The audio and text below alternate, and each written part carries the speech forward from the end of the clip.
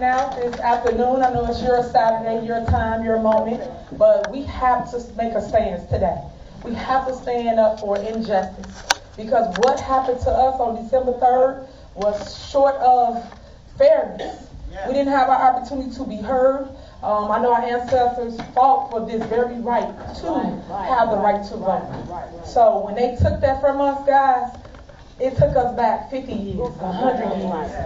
So I am not going to allow them to sit here and not allow us to vote, because whether you vote for me or anybody in this room could nominate themselves. They didn't give you the opportunity to nominate anyone. It was a dictatorship. They had us out in the cold, and it's sad because why are we in the cold? They could have let us all in. We could have stood in the hallway just to register, but it was so unfair. So this evening, I'm going to ask everyone to let your voices be heard at the news. Take your statement and play it on the news. Don't be silent. I know a lot of people don't like talking news because I'm one of them, but I want your voice out there. And we're going to record as well. We're going to put it out there on our platforms, just so they can see a different narrative as relates to what happened and what's our next step as a unit, as the community, as the residents. Because at the end of the day, guys, me today, you tomorrow. So we got to take a stance with me right now, so this can no longer or ever happen to anybody else moving forward. Amen? Yeah. All right. So here we go.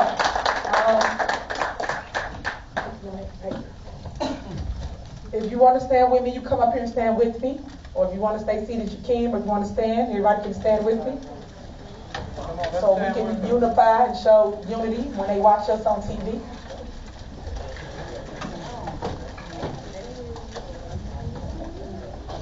Come on, Justice. And my baby name is Justice, by the way. That's why y'all always see me fighting. Come on, Justice.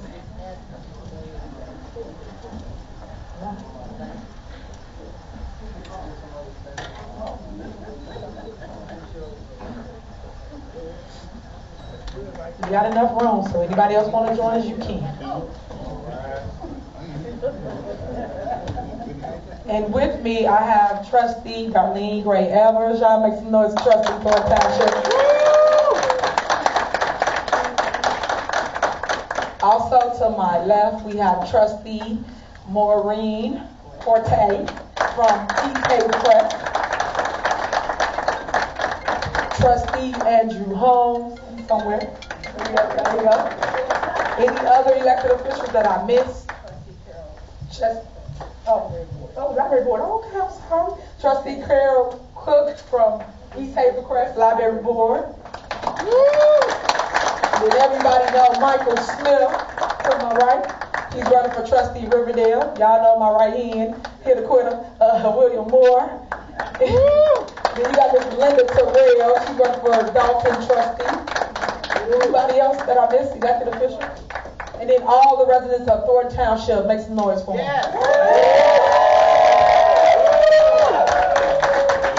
And then just intern, we got Keith Price, former alderman of the which ward? Sixth Ward in Harvey. Okay. I know I kind of just went in when I came in, but I got a lot to say. But I want your voices to be heard as well. So I'm going to be brief with mine so that they can hear from you guys. And your voices go on record as well. So today I stand before you. I am Supervisor Tiffany Henyard, the People's Mayor / People's Supervisor, a.k.a. Super Mayor. Okay, this is our call for justice for voters' rights. Just so y'all understand, we're fighting for voters' rights, which was taken from us on December 3rd. On December 3rd, 2024, your right to vote was hijacked by your committeeman, Senator Napoleon Harris, DOT's organization, Dolton trustees, and the attorneys who allowed this illegal act to take place. This slap in the face was heard around the world.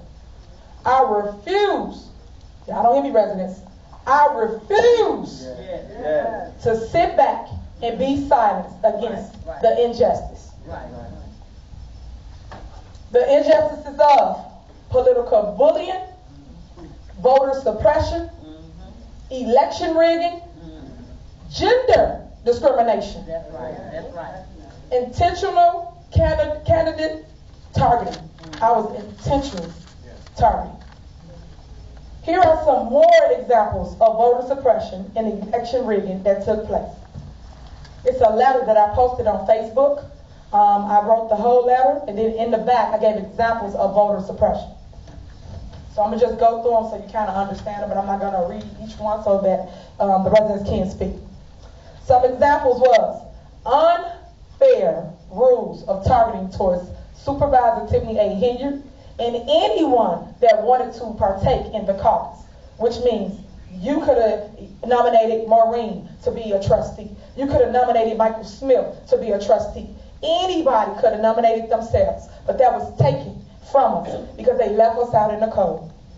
The venue manipulation, as I just stated, we was out in the cold, hundreds of us, bus loads, car loads. We even had airplanes trying to land, amen? They preferred treatment for the inside venue, whereas they had a party that they scheduled for 5 p.m. So that means that they already packed the room with their people, which was not township residents. It was anybody. They stayed in Bloom, Brim Township, Rich Township.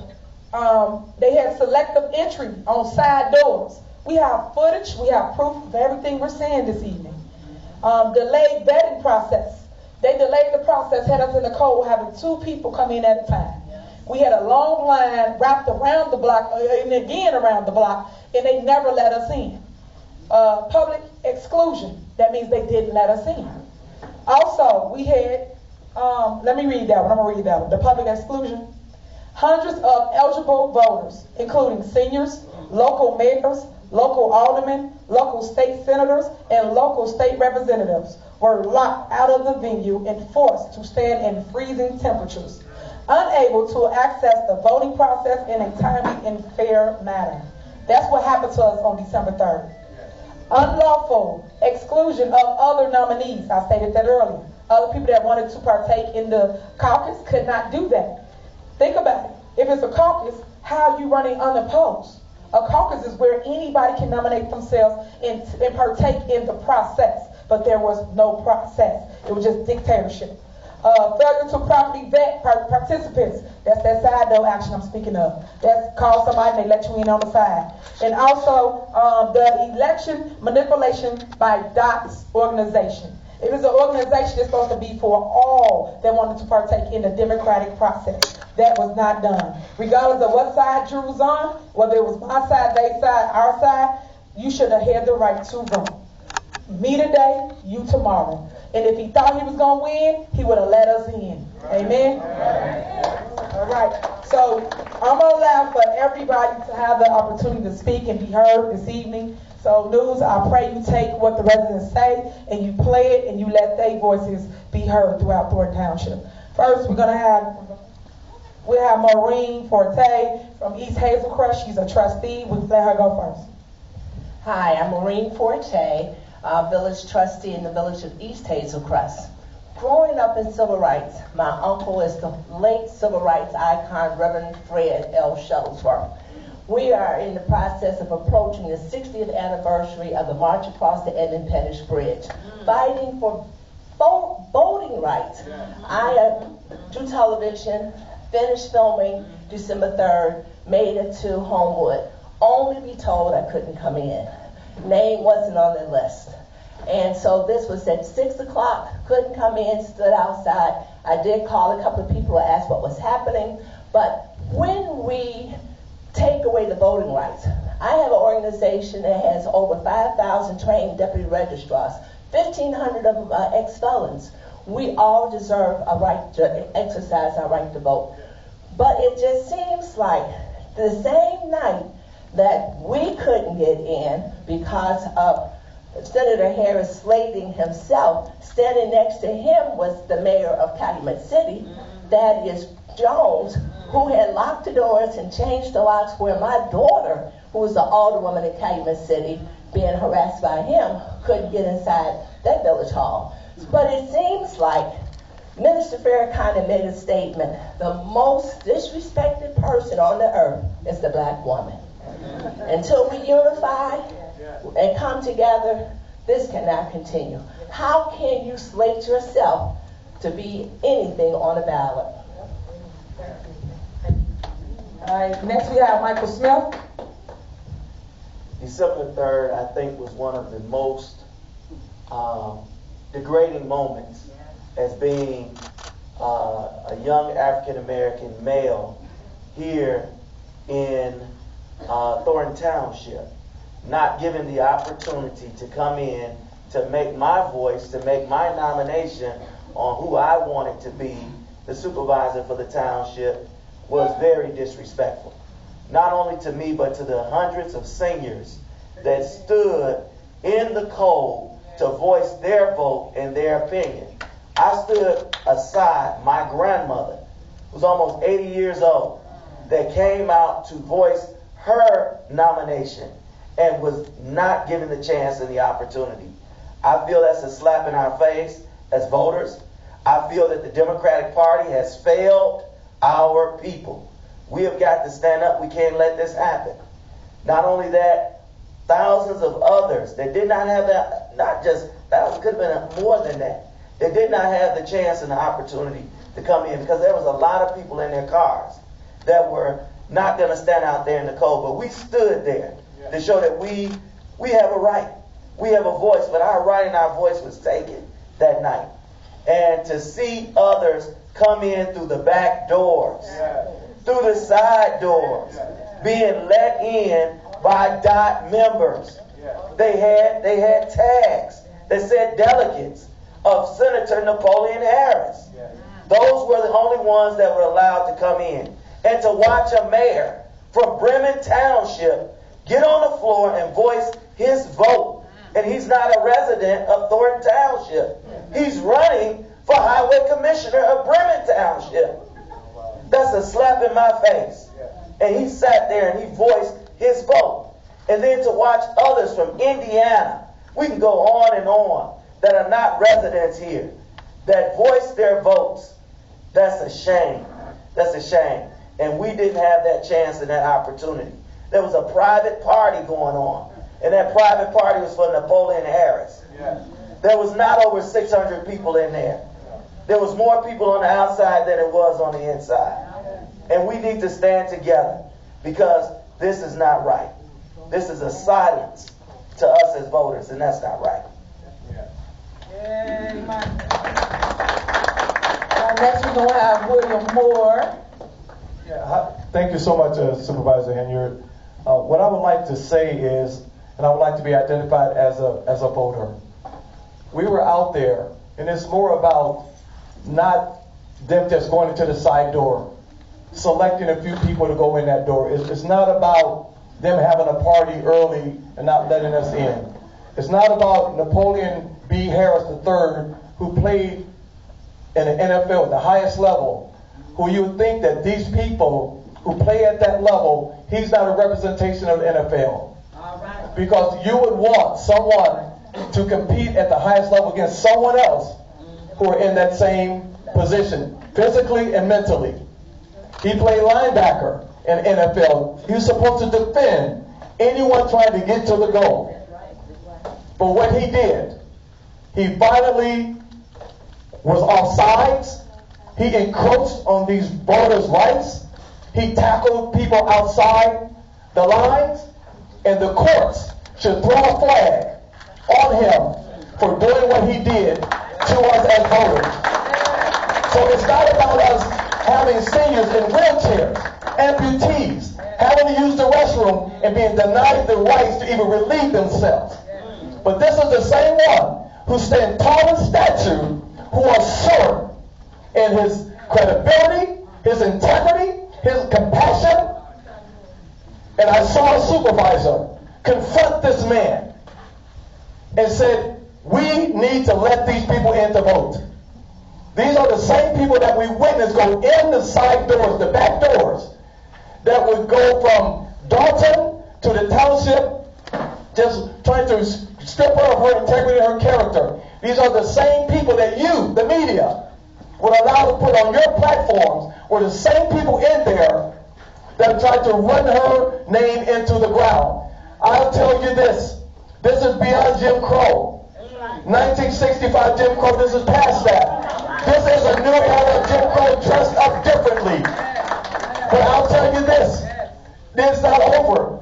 Dragging her through the media is like high-tech lynching. And you as the media allow for that. Social media allow for that. But let me tell you this, and I'll end with this. Napoleon Harris, who played professional football, he just kicked the ball off. Okay, he just flipped the coin for the game to begin. And I'll tell the residents, and I'll say to the residents today, it's not about him, because I've never seen a football stadium being played with empty seats.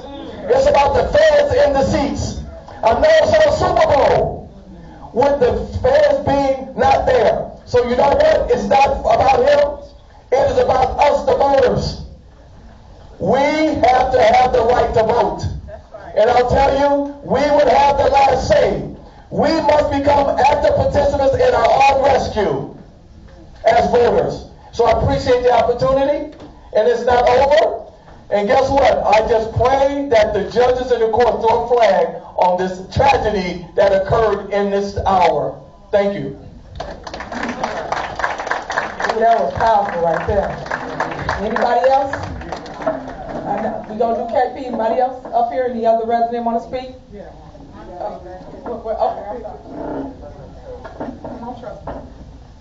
My name is Carol Cook.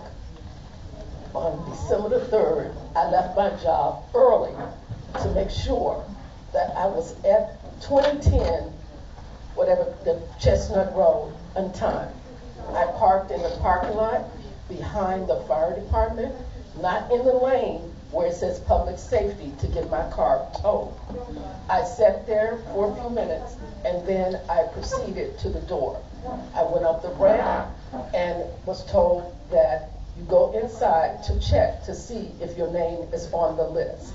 When I went inside, two ladies with laptops asked me my name. And then they said, did you get an invitation? I showed them the text message for the caucus, Democratic caucus. They told me, no, that's not it. You had to have an invitation. This is a party, holiday party invitation. I was then led out the door, down the ramp, and the officer came out and informed the rest of us that was on the ramp that if we were here for the party, we could come in if our name was on the list. But for those who were here for the caucus, you will not be allowed in until 6:30, and the voting will start at 7. Standing out there, we waited, and then when I got frozen fingers, I went and sat in my car to warm up. Because I had to use the facilities and the washroom, I could not go in to use the washroom. I went to the Taco Burrito restaurant, bought a burrito so I could use the bathroom, came back and sat in my car to warm up, and waited close to 6:30. When I went back out towards the line to the ramp, we were all standing out there. No one was going in. It was past 6:30. We still could not get in. 6:40, we were still not going in. We were standing out there. Then they let maybe two people, hundreds of people on buses, people in wheelchairs, people older. We were out there freezing. We chanted, let the seniors come in, let the seniors in, let the seniors in. Okay? Then we say let the people in, because they wouldn't even let the seniors come in. Okay? We stood out there, and then after 7 o'clock, someone came and said, the voting's over. We still outside waiting. This person, these people, these individuals have taken away my right to vote. I'm talking about me and those who are out there with me, our right to vote. My grandparents in the south of Clarksville, Mississippi wasn't allowed to vote. And now you're taking away my right to vote in 2024. It's not happening. It's not right.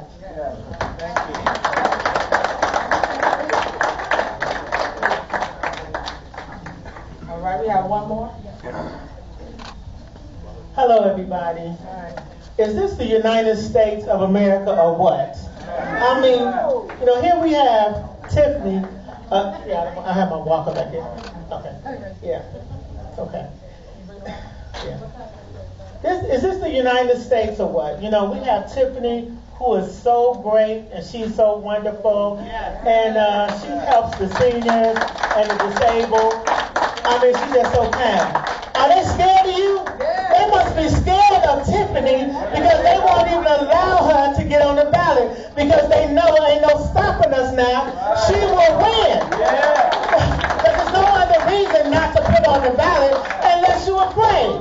Now, this is a wonderful lady who helps everybody. So y'all need to quit tearing her down and lift her up.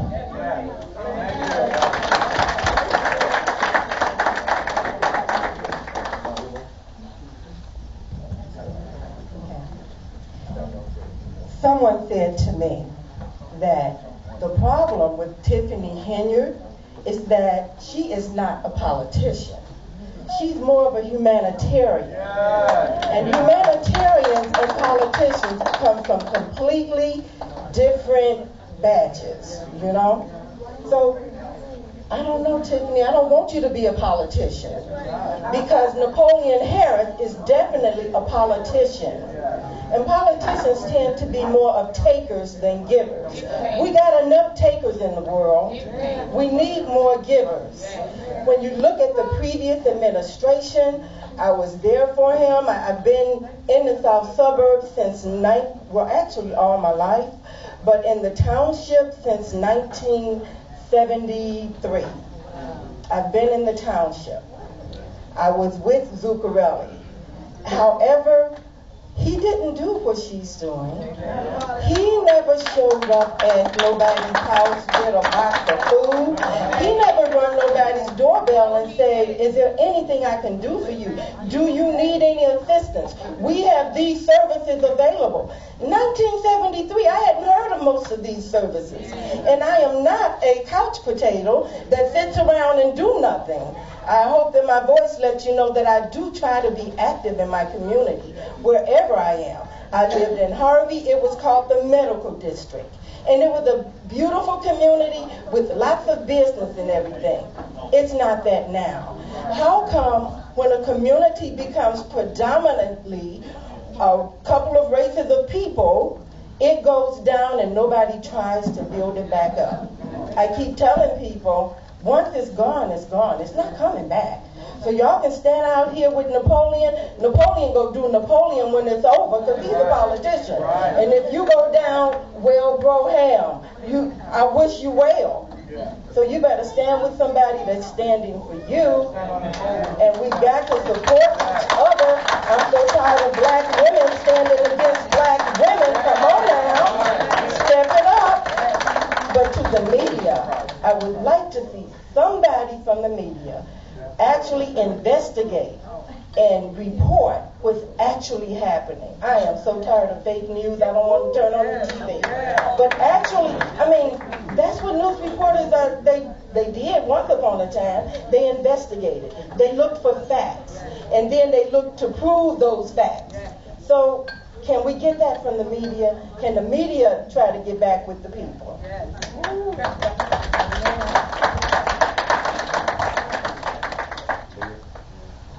Hello, everyone. I'm really camera shy, but I had to say something. This wonderful woman, this lady that's running, it shouldn't have been done that way. And when I went there on Tuesday, on the 3rd of December, it brought me back to where I was raised up. I was born and raised in the state of Alabama, and I was like a farm girl.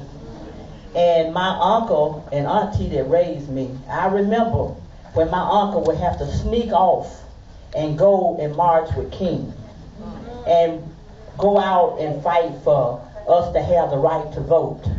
And my uncle had a bad heart, and my uncle, he succumbed to all of that. You know, he died, like doing all that work and everything. And when you talk about the Edmund Pettus Bridge, he was one of those ones that walked across there. And the way that they did us at this, that was a slap in the face. That was really a slap in the face. You know, and I'm raising my grandchildren, my great-grandchildren up to, you know, to stand for right and be with your people and everything. But if we're going to fight against each other, then what you think the next person is going to do? Okay, the devil, I'm a minister also, but when the devil see you trying to do good, he always going to come against you. So you keep on doing what you're doing. You just keep on doing what you're doing. And I'm going to say this. During the pandemic time when we were passing out the food and stuff in my organization, my ministries and stuff, they didn't have a lot of stuff. And I went over to the place and she helped us out. I'm not saying this just because she helped me, but I'm saying this. The person that pulled that thing on you, he is not going to win. God do not like ugly. He's not going to win. Only what you do for Christ is going to stand. And you keep on standing first. Just keep standing. Because God is good. He's going to work it out. I actually do believe he's going to work it out. And I'm going to say one more thing. The way that they did us, it reminded me of the time when I had to go in the back door down south. Or either you couldn't go in at all. But God is we're going to be able to handle this thing. What you say? They're afraid of you because they know that you're going to win. Keep on doing what you're doing. They can't beat you.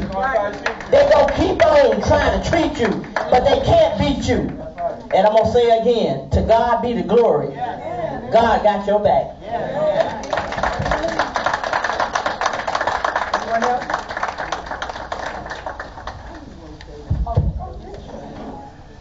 Hello, everyone. My kids went to school with Tiffany. And I just wanted to say this. My daughter called me all the way from Florida. She said, Mama, you remember Tiffany? I said, who was that? And she said, Tiffany. Because my son tried to like you, but anyway. He's my young boy's girlfriend. But God sent you to us. Because we, just like you said, Zuccarelli, she was Zuccarelli, but he didn't do anything. You take care of us. That's right. And I appreciate you and I love you. And wherever you go, I'm going to be there. And I sat out there in that corner room, but it's for a reason. That's right. For you. That's right. Okay, it's for us. And I love you, Tiffany, and stay positive. Thank you.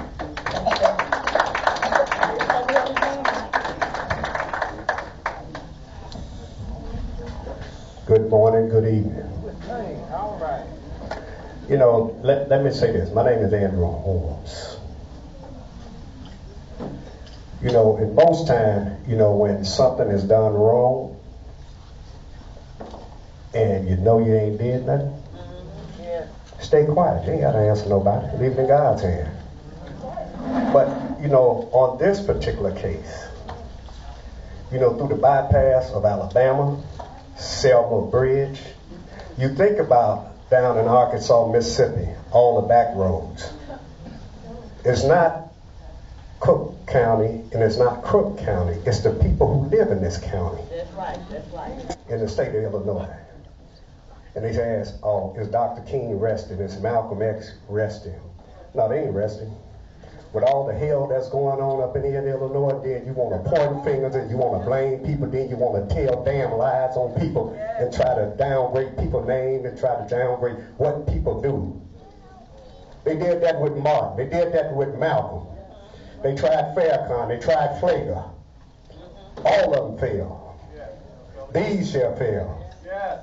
King walked many miles and many streets, not only in the state of Illinois, the county of Cook, but all across the United States. Social media has come so damn damaged that, you know, they send a message faster than you can tell the damn truth here in Illinois. And people take it and they run with it. Social media destroy friends, destroy brothers, destroy sisters, destroy families, destroy fathers who are trying to take care of their children. Put a little something on social media, watch how they run with it. And it's not only white folks that are doing it. We got the leading African-American niggas who are doing it. I'm going to say it again. We got the leading African-American niggas, black on black crime, that are doing it, trying to take others down. For what? When you try to lift people up, you try to help people, you got seniors crying. Families won't go to even see their own relatives that are locked down and shut in. Families won't go see the seniors that are in the senior homes. The seniors don't even know their family until somebody strange come to your door and bring you a box of food or bring you a gift and say, hallelujah, have mercy, I'm your family. It's a damn disgrace the way we do each other. You get a job, but you try to destroy somebody on account of somebody say something. He say, she say. Who's on the elevator? Nobody with the way it's going right now today. It's just like shooting somebody on the street, shooting down. No, it ain't. Check out social media. That's the new gun. Social media is the gun that points at you and try to stop you from doing what you do. We've been beat down, struggled. What was the use of going to black history in school, learning about how to advance? You tell your children today, this is what Martin did, this is what Malcolm did. But when you turn around in reality, when that brain start clicking, how? When they trying to destroy each other now. It's not the white man. That's old news. Check out the social media with the new news. Black on black crime. King walked so far. Now it's out here in Thornton Township. It was in Chicago. Think about it, Marquette Park. We got a new park. It's called Thornton Township Park. Look what was doing. Look what was happening. Have respect and decency, if not for you, but for your mother, your grandmother, your elderlies that are deceased and fought for the rights, and now you turn around on your own family and try to take away the damn rights. I just like to say something to Napoleon. Napoleon, be a man, a black man. Put this woman on a ballot. Beat her fair and square. That's all I got to say.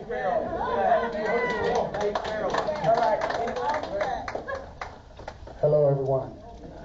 After hearing everyone speak, actually get emotional sometimes. I think there's some very key points that need to be expressed. After this so-called, the party that they had before the caucus, that room was never cleared for anyone to properly start the vetting process. By way of video, we are naming multiple people that were from different townships. Shouldn't have even been in the building. So we're working on that. I don't think we'd have had a problem if we were allowed in and lost. But for a black man to do what I've seen happen to our ancestors for so many years, when I saw the video, I felt the dogs biting my arm.